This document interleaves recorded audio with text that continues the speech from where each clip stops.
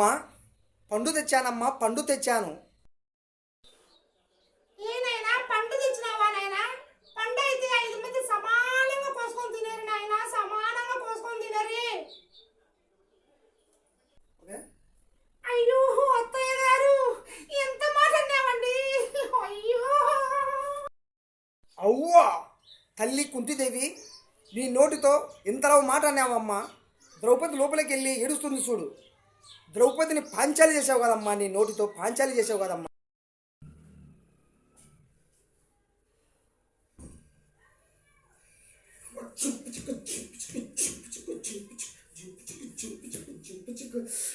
ఆహా, ఏమి నా భాగ్యము!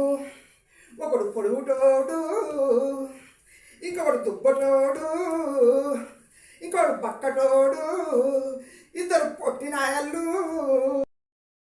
అమ్మా కుంతిదేవి, అదే నోటితో నాకు శ్రీలీలకు పెళ్ళైతట్టు చెప్పమ్మా.